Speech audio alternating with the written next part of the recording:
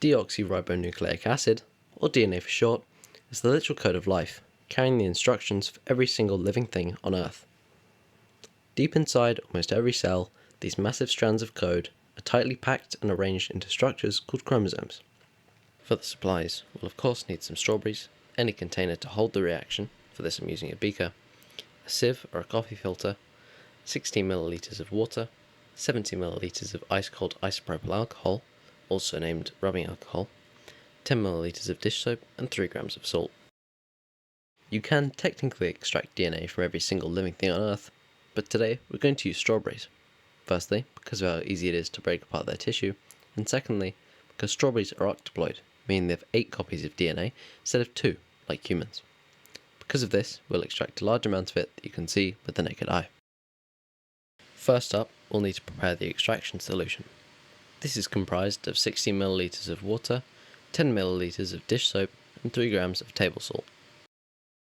The reason why dish soap can pull DNA out of a plant cell is because all plant cells are surrounded by their cell membrane, which is made of fats. Just like dish soap breaks down grease and oil on a plate, it breaks down these fatty cell membranes, exposing the DNA that's trapped inside. DNA has a natural negative charge, which keeps it dissolved and invisible in water. The sodium in the salt pulls the DNA towards it due to the force of electrostatic attraction. This allows the DNA molecules to stick to each other and clump together, making them large enough for you to actually see later on in the experiment. By squishing the strawberries, you are structurally damaging the plant tissue, breaking it apart to expose as many individual cells as possible. This massive increase in surface area means our extraction liquid can react way faster and more efficiently, reaching every single cell to free the DNA. Next, we add our crushed strawberries directly into the extraction solution and give it a good stir. As they mix, the soap and salt are actively working at the microscopic level, dissolving the cell membranes and letting the DNA escape. We'll let this sit for a few minutes to maximize our yield. Once the reaction is complete, we need to separate our DNA-rich solution from the leftover strawberry pulp via filtration.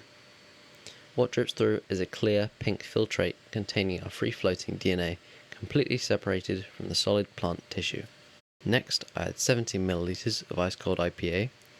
DNA is less soluble in cold alcohol than in water, so as the alcohol mixes in, the DNA molecules clump together and precipitate out of the solution, making them visible to the naked eye.